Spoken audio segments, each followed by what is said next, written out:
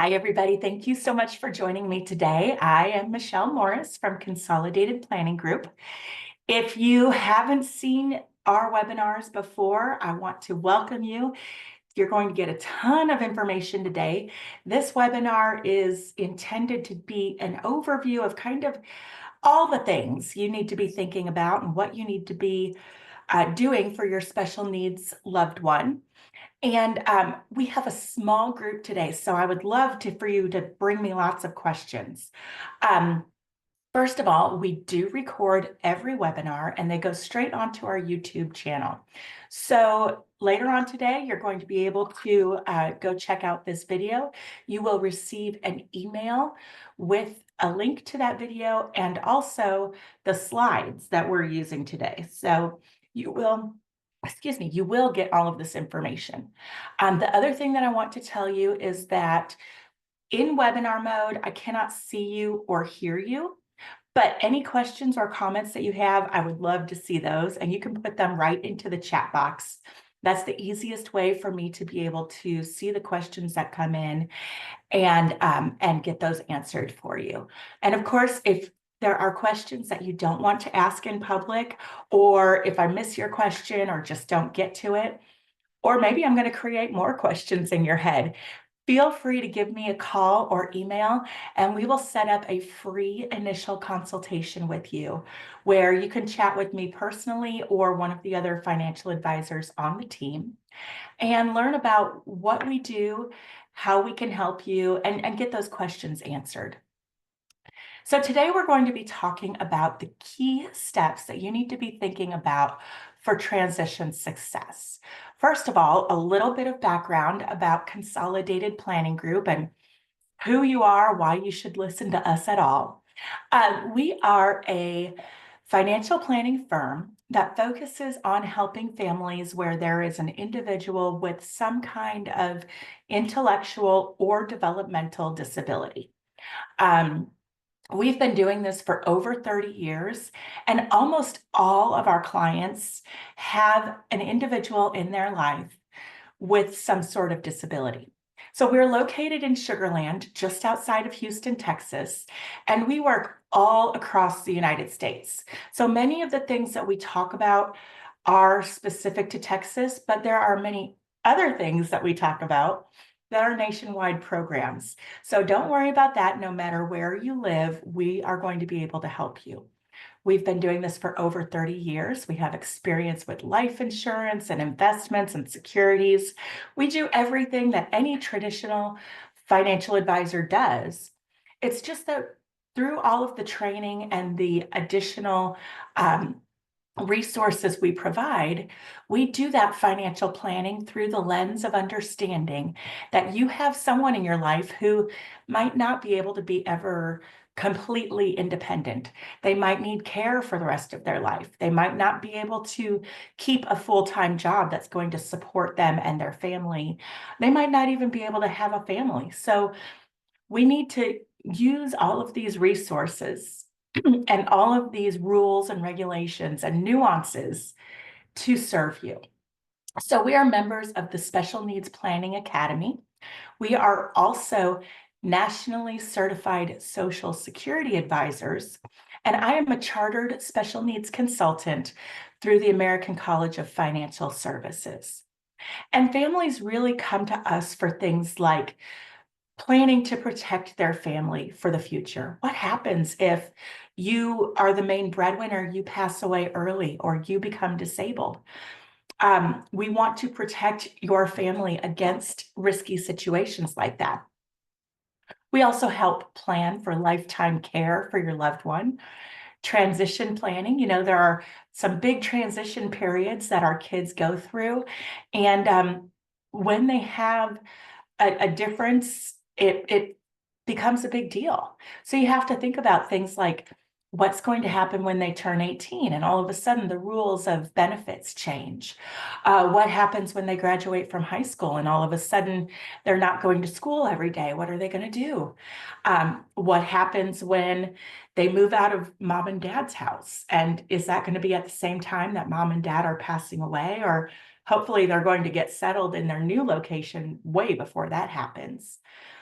We help with ABLE accounts and understanding how to use those. And we can definitely sign you up for one. And of course, we are here to advocate for you and to educate you. When Allison, the owner of our company, was going through all of this information with her own children who have disabilities, she said, I should understand this. I'm a financial advisor. I've been doing this for a long time. I should know everything about planning for special needs kids, and I don't even know. So she decided at that point that the company she leads is going to focus on planning for individuals and families with disabilities. And out of 263,000 financial advisors across the United States, fewer than 200, that's less than 0.1%. Fewer than 200 focus on special needs planning the way that we do. So you are truly in the right place. And good help is hard to come by, they say, right? So we know what we're doing. We have done the work to study and to make sure that we are presenting the most accurate, up-to-date information that we possibly can. So, getting started, thinking about, let's get our minds into the special needs planning world. Let's talk about a letter of intent. We've done entire webinars just about the letter of intent, and it's kind of a shorter webinar.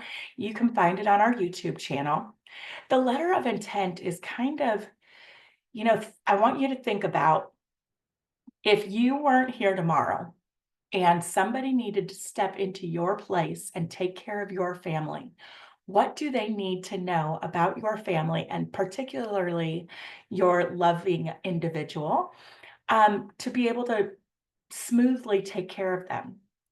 Things like, start with facts: name, diagnosis, what benefits do they have, who are their doctors, what school do they go to, what programs are they on, all of that kind of stuff. And then move into other things that are important for your family, maybe spiritual values or traditions in your family, knowing who the successor guardian is going to be. Where's the money? Where are things kept? How do they calm your child if your child is going through just a moment, as the wheels fall off the bus? What do we do?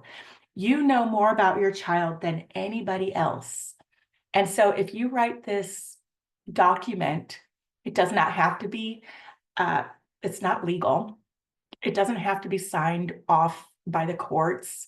It doesn't even have to be notarized. It's just, dear whoever you've designated, let me tell you all about my family and my kid.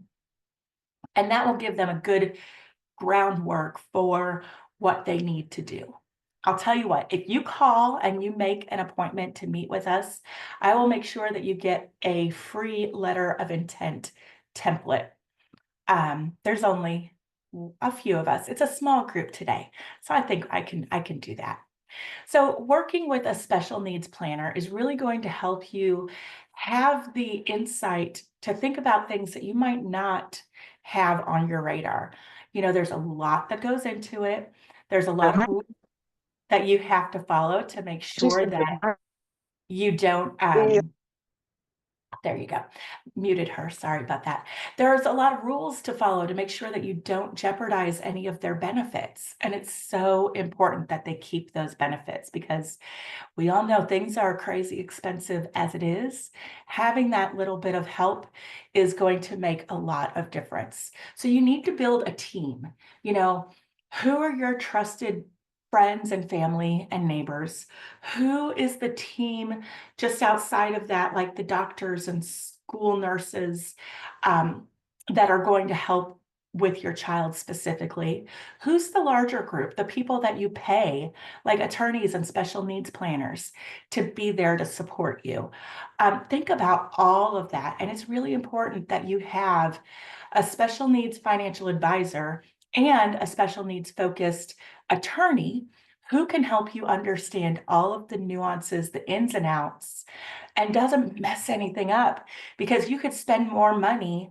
And I know it can be expensive to do all this planning, but you're going to spend more money trying to fix things if someone messes it up, and you certainly don't want to jeopardize those benefits. We always say start off by gathering all of the planning documents. What have you already done? What do you have in place? What we do is we take all of those documents and we examine them and we look for areas where we can make improvements for you. So that's what you need to do. Think about, do I have enough life insurance? Do I have all of the benefits that my children need? Do I understand SSI and SSDI and Medicaid and Medicare and how it all works and the waiver programs and the Workforce Commission and all of that stuff? Gather all of that stuff up and take a really close look at it to see where you might need to turn the knobs a little bit. And think about your vision for the future. What do you want your future to look like? And what do you want your children's future to look like? So this a little bit deeper into the letter of intent. It's really important, and it's a great idea to do this as a family exercise. It's not just you. You know a lot about your kid, but siblings and your spouse or other loved ones, they might have some insights as well, maybe things you didn't even notice. And of course, you want to involve your special needs loved one in doing this because they want to be part of it too. So talk about, family information, their medical info, what benefits, what accommodations and arrangements have you already made? What are you working on? If you're in the process of trying to get SSI, let them know so that they can follow up on that later. What is their personality like, and fitness goals and habits and spirituality and family traditions? All of that stuff should go into your letter of intent. It just makes sure that whoever steps in, the guardian after you, understands your child's functional abilities, their routines, their interests, likes, and dislikes. Okay? Any questions about the letter of intent? If you do have a question, put it in the chat and I will get to that. So, as you know, it's going to be expensive to provide care for your loved one until they pass away. And we always want to think about, it's not just you and your spouse.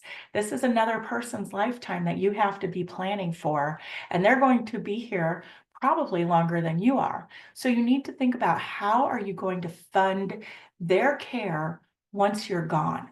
So one of the most important things, as I've been saying repeatedly, is just to make sure that they get those benefits and keep them. Follow the rules, understand the criteria, understand the different programs and how they work. Next is establish a special needs trust. So if you have life insurance, for example, your life insurance, the beneficiary can be set up so that it is the special needs trust for my son, whatever. Let's use Jacob today. Rather than leaving my life insurance straight to Jacob, because if Jacob receives $500,000 from my life insurance company, all of a sudden he has far too many assets and he's going to lose his benefits. He'll lose SSI and Medicare, and he could even lose the ability to get other benefits. So it's really important that that money goes into a special needs trust. They can have a special needs trust. They can also have an ABLE account. So those are two places where your loved one can have more than $2,000 in their name that will not count against them for Social Security purposes or Medicaid or any of that. So definitely look into what all of those rules are. Follow our webinars to make sure you understand, and we can help you make sure that you don't mess any of that up. Now, let's talk a little bit. I don't see any questions yet. Let's talk a little bit about applying for SSI. So when your child turns 18, you should apply for SSI. Now, you can get SSI benefits, which stands for supplemental security income, in case you didn't know. You can get supplemental security income for anybody, any age, as long as you meet the criteria. And there are some criteria that generally keep children who are under the age of 18 out of the pool. So that would be that the parents cannot make above the monthly limit, which is very low, less than $2,000. So if your child is under age 18 and you make more than $2,000, or if you have more than like $2,000 or $3,000 in the bank, more than one car and one house, your child is not going to qualify for SSI benefits. And it's tough because they do create a group of people there who, you make too much to qualify for SSI, but you don't make enough to really be able to live more than paycheck to paycheck. And the only thing I can say about that is contact your representatives, your congressmen, and tell them a lot about it. Maybe we can get those numbers raised. For right now, it is what it is. So for right now, most kids won't qualify until they turn 18, because at that point, they're going to look at the children's assets and income instead of the parents. So you can see, you can make sure that your child has less than $2,000 in the bank. You can make sure that your child is not earning too much money at work to be able to qualify. So when they turn 18, you want to go online and apply for the benefit. It is best to start your application online, even if you decide to go into the office later. If you start online on the day after their 18th birthday, your benefits will be backdated and you'll get that money back from them. Now, don't panic if they send you a large check, because they do understand that they did that to you and they give you a little bit longer to get that out of your account. You're going to want to make sure that you have evidence that your child has a disability, and they are going to check doctor's records. So you might want to talk to the primary care physician beforehand and just make sure that everything is in there that says that your child has a disability that is going to prevent them from making a substantial gainful amount at their employment. Gather up their medical history, your physician's contact info, a list of their diagnoses and medications. If they are working, the application is going to need to include pay stubs. And if there's a bank account that your child has, they're going to want to see how much money is that in that bank account as well. So you'll need at least 3 months of bank statements. And that is all just to go and check to make sure that they meet the criteria financially and the criteria medically for having a disability. When you apply for SSI, it does take a while. There are certain diagnoses that they give you kind of a expedited process with. They call it the compassionate allowance list. That's things like if your child has cerebral palsy, if they are completely blind or deaf, if you have, you're confined to a wheelchair or you're confined to bed, those things, they're going to kind of fast track you. Otherwise, it can take up to a year and sometimes even longer for them to make a decision regarding your SSI benefits. Another thing that they don't really tell you that we've learned is that when you apply for SSI, which your child should get at age 18, sometimes they also apply for SSDI on your behalf. Now, SSDI is sometimes called DAC benefits, disabled adult child. Sometimes it's called CBD benefits, childhood disability benefits, CDB. And sometimes they are called RSDI, but they all mean the same thing. And SSDI benefits your child should not get until later in life. So if you get a letter immediately stating that you don't qualify for benefits, just double check that and make sure that it says supplemental security income, not Social Security disability income. Those are two different programs. So after you get your whole file together at your local office, or you've put everything online that they're requesting, they're going to send your packet of information, your entire file, to Austin if you live in Texas. If you live in a different state, all states have a DDS. That's the Disability Determination Service. And they're going to be the ones who are going to look through your medical records and look at your file, look at your application, and they're going to look at the Social Security Blue Book to make sure that you qualify as being disabled under the eyes of Social Security. If you're in Texas and you want to call the Texas DDS, the phone number is provided there for you. You can find out who has your file. Do they have everything that they need? Do they have any questions? Have they received all the records from your doctor's office? All of that stuff. So I just mentioned SSDI. Let's talk a little bit about that. When you, as the parent, apply for your own Social Security benefits when you're in your late 60s, mid to late 60s, your child is also going to get a benefit when you turn those on. So immediately when one parent turns on their Social Security retirement benefits, the child is going to get half of that amount as their CDB or DAC or SSDI or whatever you want to call it. They're going to get half of your benefit.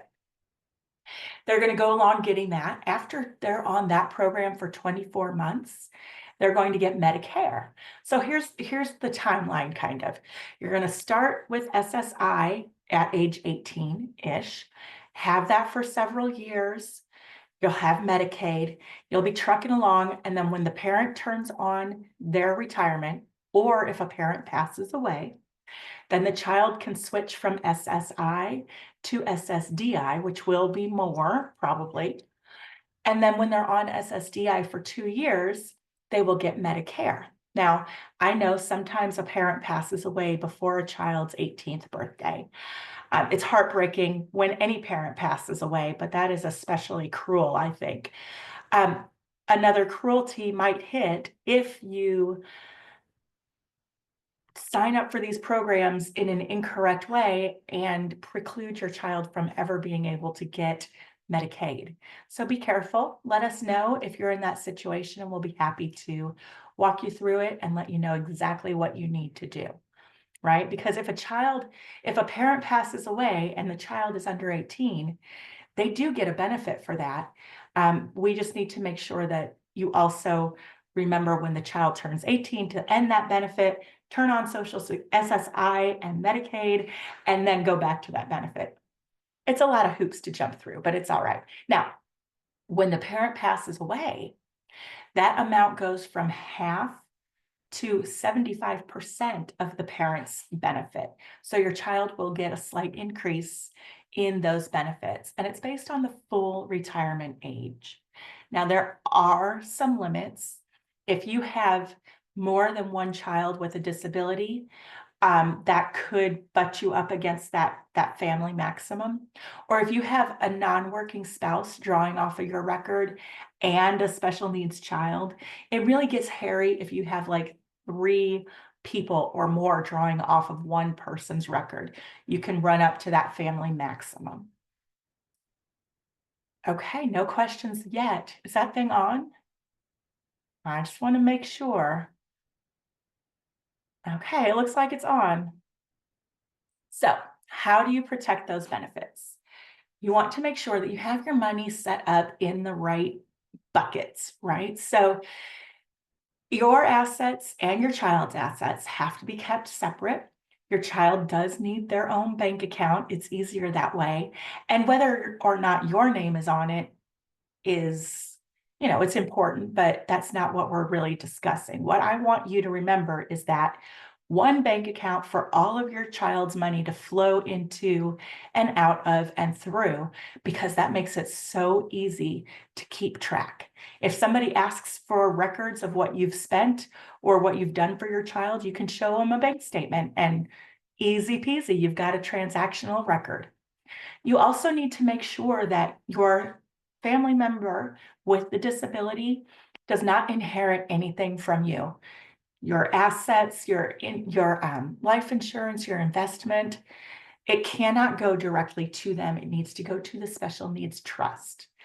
And make sure that if you have other family members who want to do you a solid and leave you money or leave your child money, that they set it up correctly as well. Because if they leave money to their grandchild, they think they're doing the right thing, and all of a sudden they've created more of a headache. Now, if this is already done, it's fine. We can help you.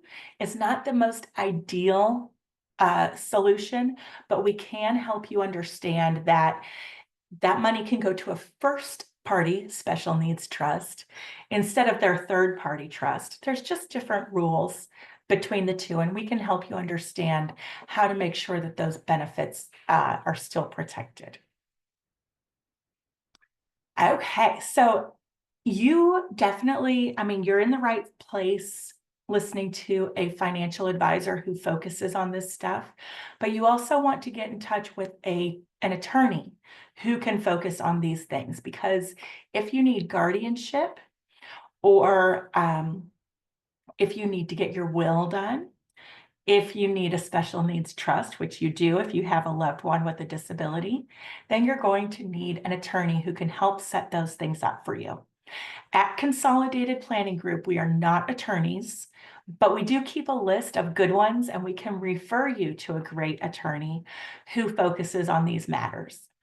We cannot write up those documents, but we can give you a little bit of advice and let you know what you need.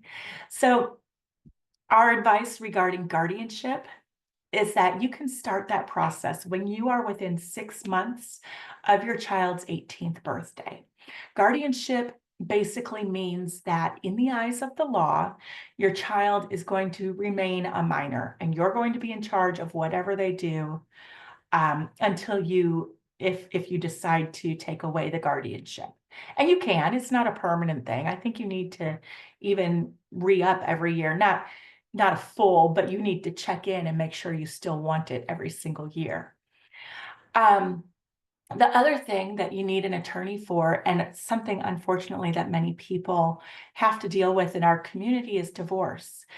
If you have child support beyond age 18, you are going to need that child support to go to a first party special needs trust. Otherwise, it will be counted as income against your child, and they could lose out on some benefits. So work with a qualified attorney who understands these things. And if you don't know of one, that's okay, because we do, and we can give you a list. No worries there. Okay, I still don't see any questions in the chat box. I'm just going to keep moving on. Okay, so let's talk about ABLE accounts, another facet of the special needs diamond, so to speak. Your child can have some money saved up for them in an ABLE account.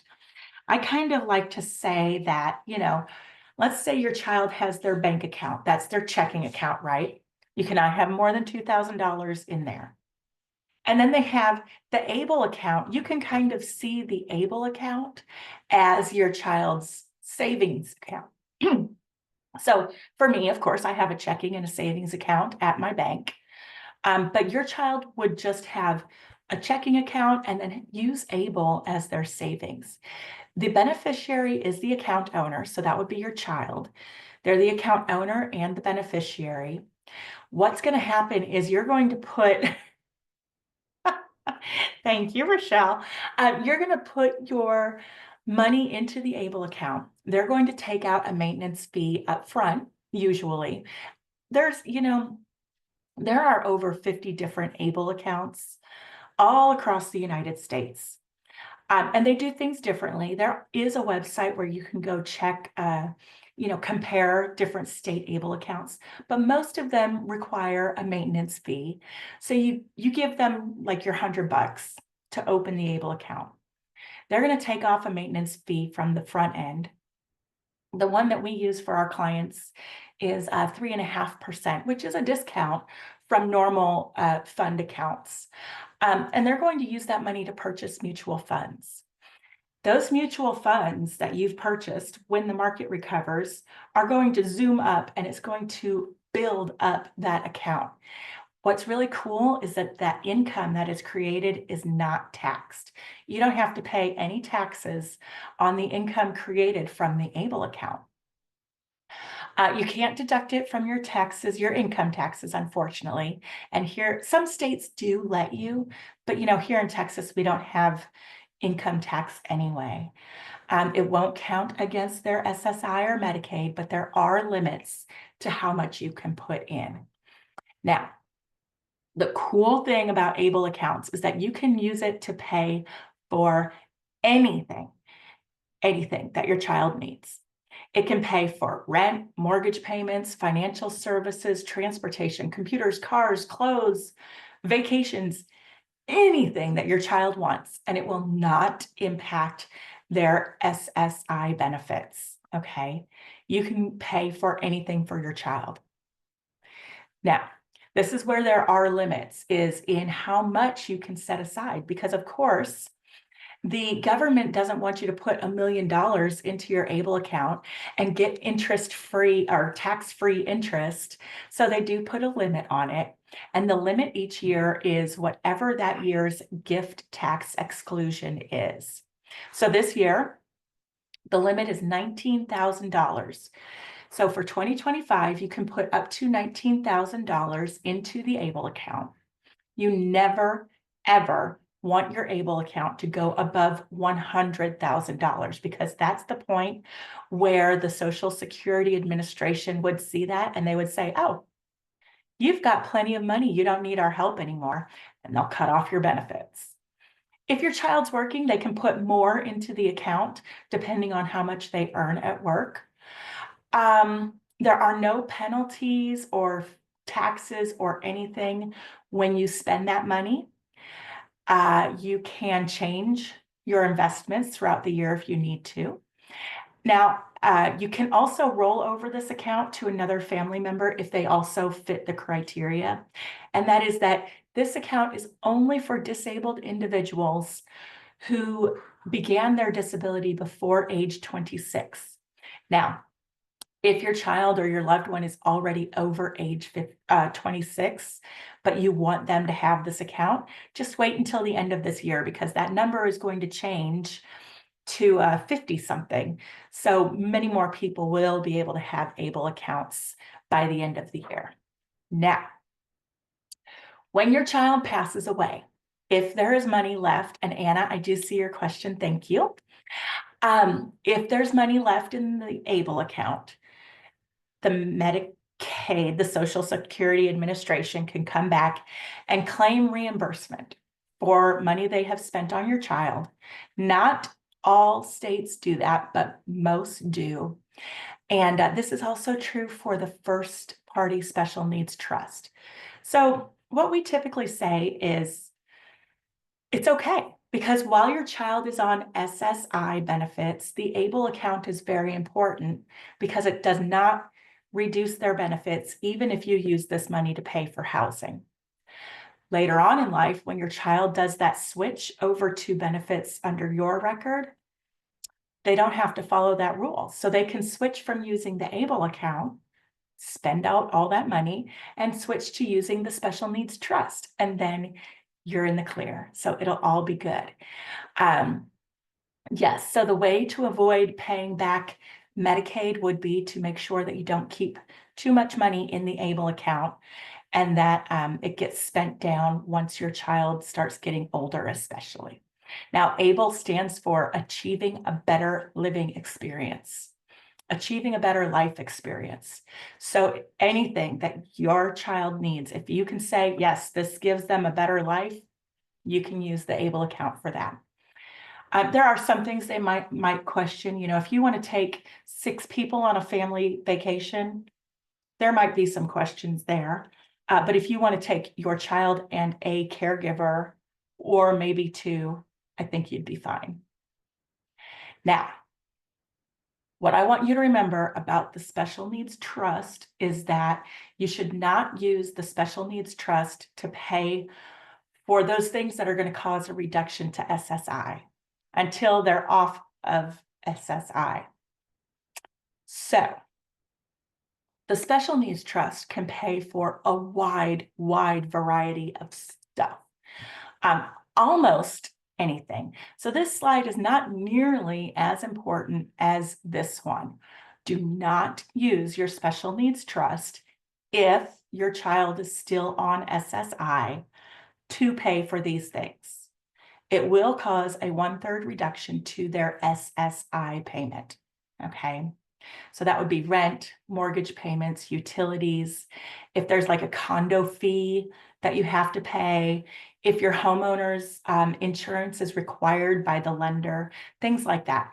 No utilities, no cash, no food. These things should not come from your special needs trust as long as you are still receiving SSI benefits. All right, let's see what question. I heard Medicaid payback is not in all states. Is that correct? I have not really checked into every single state, Anna, so I'm not sure if every state requires that. But since Medicaid, it can be administered by the states, it can also be a federal program. I'll have to look into that for you, but in general, that's the way they work. You can sign up for an ABLE account from almost any state. So there are some states that say this is only for residents of our state. And I bet those are the ones that don't have a Medicaid payback. Anyway, Texas, you don't have to use the Texas ABLE. That's one option. We use Virginia for our clients, the ABLE America account through the state of Virginia. That's just the one that we prefer, but there's lots of options. And like I said, you can sign up for the ABLE account yourself. You could also have us do it if you want. So I see a long question here. Alexandra, if a child is 13 and I created a bank account for my child, the money that is there will count against the benefits. Should the money be transferred into a special needs trust? How would that work? Okay, so if your child is 13, they are going to look at what your child has and what you have. So if you make more than $1,620 a month, or if you have more than $2,000 or $3,000, depending on whether or not you're married and some other factors, you're not going to be able to qualify for that benefit anyway. Now, once your child turns 18, they are going to look only at the child's assets and income. So as long as you get that money out of her account, by the time she's about 17, it's totally fine because you wouldn't qualify anyway, right? And how would it work to put the money into a special trust? You do have to get that set up through an attorney, and then you can transfer money into it and out of it. It is a little bit cumbersome, but you'll get it figured out. Question 2, once they turn 18 and we have no family, we would want our kids to live with, we would want our, you don't have any family that you want your kids to live with. I got it. I'm sorry, not enough coffee yet today. How would our assets be protected so our kids have the means to survive when, not in case something happens to you, something's gonna happen to you, right, Alexandra? When something happens to you.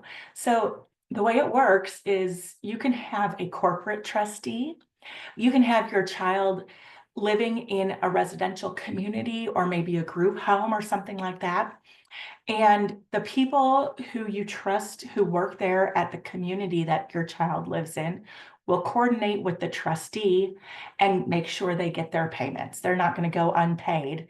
Now, if that trust runs out of money, there are typically rules in the contract with the housing communities that they're not going to put your loved one out on the street. That's not going to happen. They will typically allow your child to age in place, even if the money runs out, but you don't want that, and they don't want that. And you certainly don't want to, they go through a rule change in 20 years, and now they're just going to go ahead and send your child to a state-run nursing home or something. So there are state-run nursing homes that your child can be in. Some of them are quite nice. Some of them not so much. That's why it's so important to plan ahead, right? We want you to think about these things. Who is going to take care of your child when you can't do it anymore? If you don't have friends or family living near you, or you don't want those friends or family members to be the one taking care of your child, then you're going to have to think about a residential community, a group home, a nursing home facility, something like that. We also want you to think about, what's going to happen after high school. You don't want your kid to graduate to the couch. So what's out there? There are great residential options. There are great vocational options, educational options. You just need to start gathering up resources and looking into things, and start touring those opportunities. See what it's like if you want to go to 29 Acres or Marbridge or Brookwood. Go see what it's like and what they have to offer. Go see what the cost is and if you think it's worth it. And there are homes and communities all across the country. There's one in Arizona that's run by Kurt Warner, the football player, and his family, called Treasure House. And I happen to know that Treasure House is a little bit less expensive than some of the ones we have here in Texas. Of course, it is in a different state, but and there are opportunities all across the country for you to look at. There's even, educational opportunities. Every college has an office of disability, and that office, you can find out ahead of time, give them a call, see if they're worthwhile, or if it's like one schmuck sitting on a bucket who doesn't know what he's doing, which is possible, or if they have a robust program and great resources. The other thing we want you to think about is, and I think this is the question that a lot of people have, just think really carefully before you say, oh, little Jacob is just going to go ahead and live with his sister, Sarah. Sarah's going to take care of him. She's neurotypical. She's got a job. It'll be fine. Well, maybe Sarah wants to say yes. She wants to help you. She loves her brother. But when the time comes, Sarah's going to have her own career and her own responsibilities, maybe her own children, her own family. And all of a sudden, here comes Jacob with all of his things. And at that point, even though she previously agreed, Sarah might not have that bandwidth anymore. She might not be willing or able to take care of Jacob. And vice versa, Sarah might feel a little resentful if mom and dad say, okay, here's Jacob. We haven't really done much planning. We haven't really saved very much money, but he's your responsibility now. On the other hand, Jacob, the individual in my imagination who has the disability, he's had this partner in crime, this best friend in his sister all these years. And all of a sudden you want this sister to become the caregiver. And that could sound a little bit like she's trying to be in charge and be mom. And, Jacob might resent that a little bit. So that could cause problems on both sides. So we just want to say, be careful with that situation. And if that's what you want to do, just make sure you have planned it from every angle and make sure you give your caregiving child the support that they need to be able to take care of the child who has the disability. Okay, give them those supports because they're going to need it. With 3 kids and one having special needs, how would the trust fund work with the special needs trust? So if you want to have a trust for your whole family, for all of your kids, you can. Anybody can have a trust. And that would really help protect the money. It's a really good idea if your children are minors, because if my minor child got a whole bunch of money right now, I think he would probably just go buy a classic Mustang or something. He wouldn't know what to do with it wisely. So having a trust for your kids is a good idea. Now, part of that could be the special needs trust. The special needs trust is really just the paperwork and the title of that account. It's not like an account where the money has to go. It's not a bank. It's just the titling legally of that money. So get together with an attorney or let me know and I can send you a list of attorneys that can help you. And I did put my contact info. I'm just going to put it in there one more time. My phone number, my email address, our website, and our YouTube channel are in the chat box. So if you have further questions after this, you can reach out to me directly and I'm happy to get you sorted out. Okay. So the Texas waiver programs. Now, all states have different waiver programs. And all states are not created equal in this area. In Texas, some of these waiver programs can have a waiting list that can be 20 years long. Other states, they don't really have, sometimes they don't have a waiting list at all. Sometimes they have a very short waiting list, like a couple years. But Texas is one of the worst in this situation. And I'm not being political about this. I'm not going to say whether I think this is good or bad, but I will tell you that the states that have legalized marijuana, what we see is that they are typically using that revenue to pay for these kinds of benefits for the kids and to really shorten or eliminate those wait lists. So if you're thinking about what states you might want to move to and you're looking for one where there's not going to be a long wait for these programs, you might consider looking for a state that has legalized marijuana. So what does the waiver program do? Waivers are designed to be able to help you pay for different things that your child is going to need. Therapies, transportation, like if they need, let's say you're working and they need a ride to a doctor's visit, you can use a waiver program to help you pay for that. Can pay for medications, home modifications, dental work. You get $2,000 a year on some of these programs for dental work. You could use it to even pay for housing with some of these programs. So you do want to make sure that you are on the list as soon as possible. And you can go to get on the list, you can go to yourtexasbenefits.com, create an account for your child, with their name on it, and look up where you are on the list and what lists you are on. That is pretty much the easiest way. If you run into snags or if you prefer to speak with a human, for MDCP, CLAS, and DBMD, that's 3 different waiver programs. So the next slide is going to talk about which are which programs. So we'll get to that in a second. For those 3, you want to call this 877 phone number.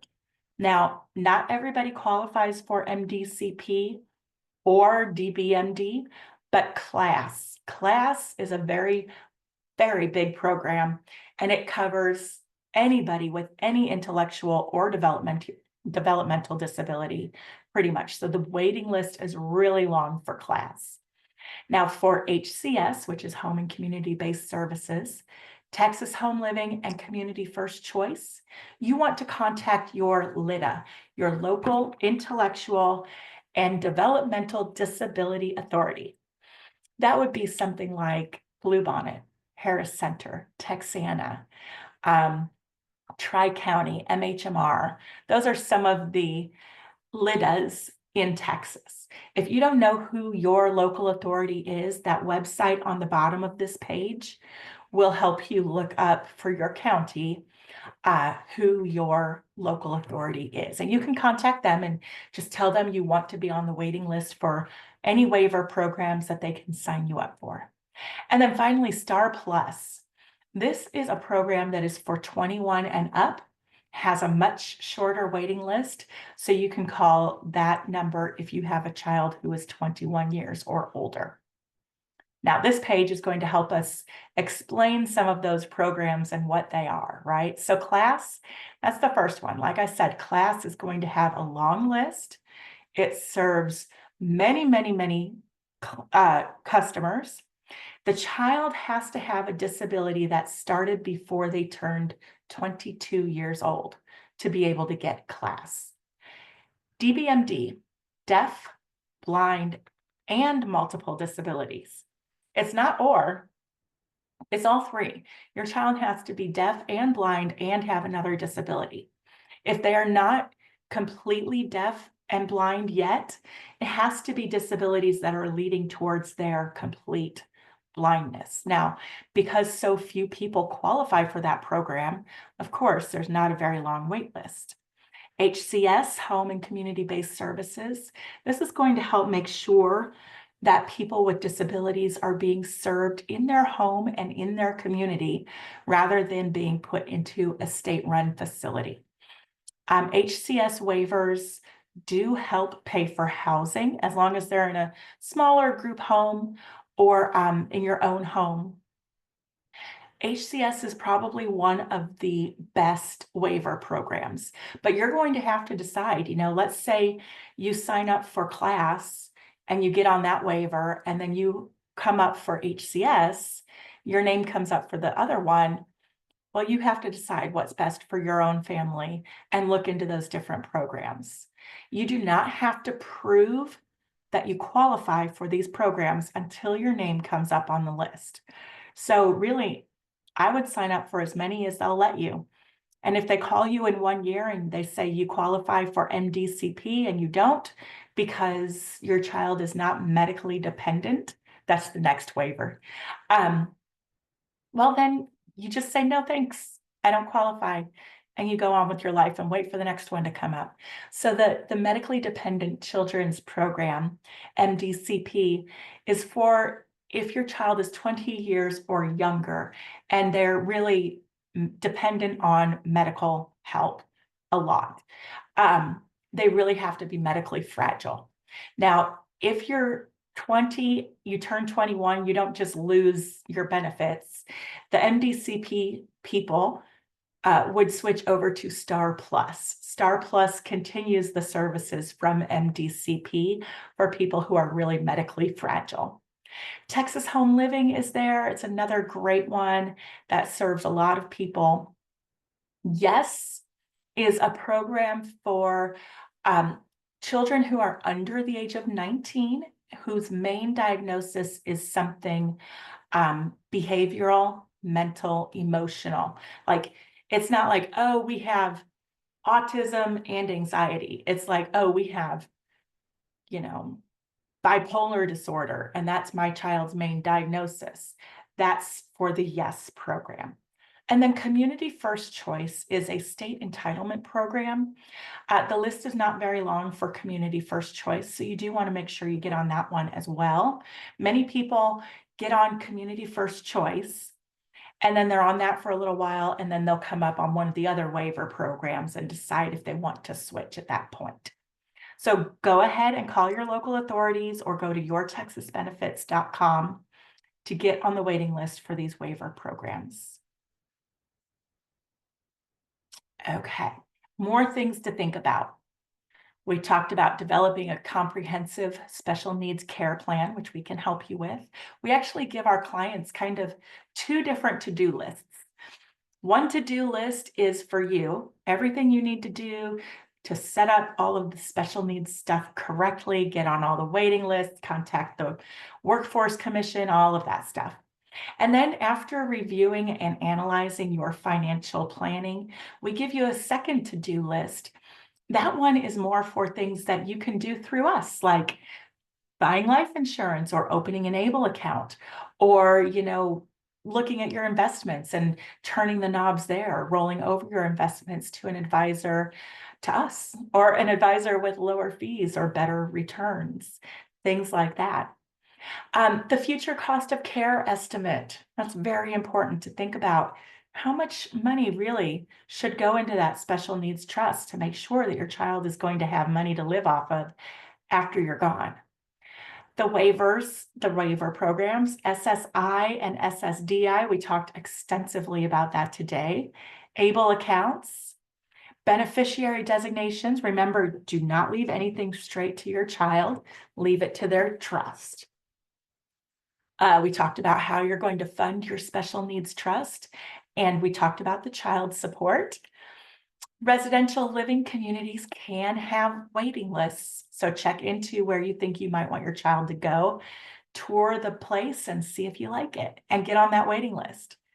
Think about legal issues like guardianship, partial guardianship, power of attorneys, healthcare power of attorneys, all of that stuff. We've done webinars on that before. And what options are out there beyond high school?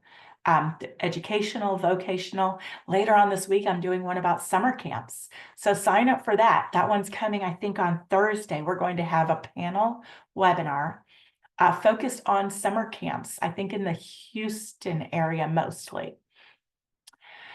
This link right here is going to take you to the upcoming webinars tab on our website. So you can go there and you can pre-register for webinars. You can see what's coming up, and then you'll get reminders of the webinars before before that day. And you'll also automatically receive the link to the recording and the link to the slides, even if you don't show up that day. All of our webinars do go to our YouTube channel. Don't forget that. This is our whole team at Consolidated Planning Group. We've got 4 advisors. It's 2 sets of husband and wife. So Jeff and Allison are married, and then I've got that guy with the big beard.